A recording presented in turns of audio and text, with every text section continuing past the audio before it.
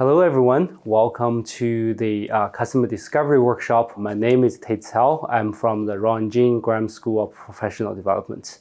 As we start, I do want to recognize that I teach on the homeland of Métis and want to recognize the respect we pay to First Nations and Métis ancestors. But myself, I am an engineer by trade. I have also experience in startup community and some education in business as well. I am an assistant professor and also the board chair in engineering entrepreneurship.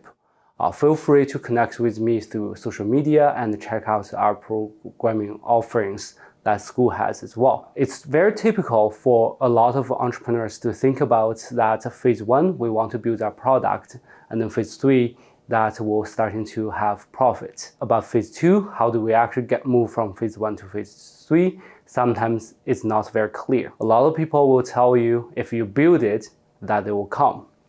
Is that right? It turned out that's actually wrong. First of all, the quote is actually if you build it, he will come. The second is actually the common mistake entrepreneurs will make, that without talking to customers, that product may not actually address a real market opportunity, and it can be very problematic. And this gap is what's actually called the valley of death when a product is made and unsuccessfully moved to the market.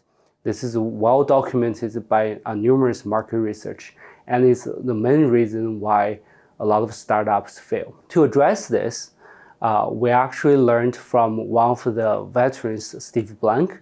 He's a faculty member in Stanford University. He realized that after the dot-com boom, it's very important for technical entrepreneurs, particularly, to actually address the market issue so that talk to customers and then they can build the product customer really wants. Because of this effect, you actually have to go out to the building, and instead of searching on internet, there's no other way. So get out of the building and talk to your customers. Before we started, I want to focus on a few principles that can help you to set up a successful customer discovery journey. First of all, customer discovery is not a place to test your product. Stay back, that's for a later stage. We can actually focus on that once your products are more ready. But for now, we want to find out whether you have a market and what products you should actually focus on building. Second of all, customer discovery is not for sales pitch. You are focusing on building rapport and trust with your customer and trying to understand what problem they have. It will be very strange if you actually meet someone and ask them to go on a date or romantic trip right away. Similarly, you should not ask your customer to buy your product right away. Focusing on the building rapport and leave that for a later stage. So when you do go to do your customer discovery, it's very important to keep your eyes and ears open. Be a great listener and observer. There are a lot of unspoken language and communication. You want to really capture every single bit of information your customer is passing. Focus on listening. Don't multitask. Don't look at your phone.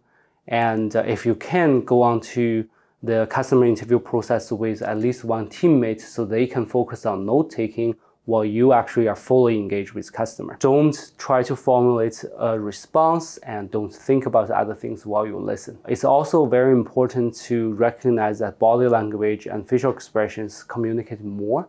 Sometimes it helps you to capture the nonverbal cues so that you can fully uncover the meaning and emotions of your customer. It's also important to keep an open mind. The purpose of doing customer discovery is not to confirm how smart you are or whether the market is ready to embrace your idea.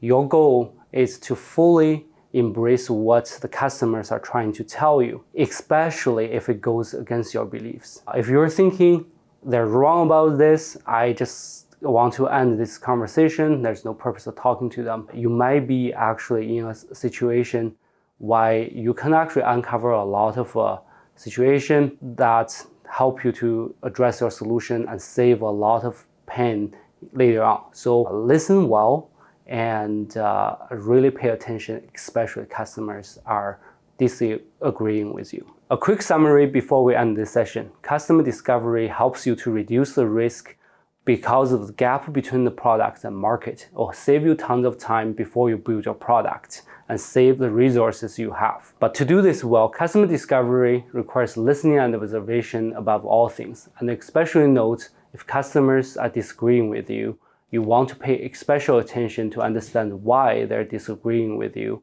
so that you can uncover the meaning and address that risk that may be associated with such statements.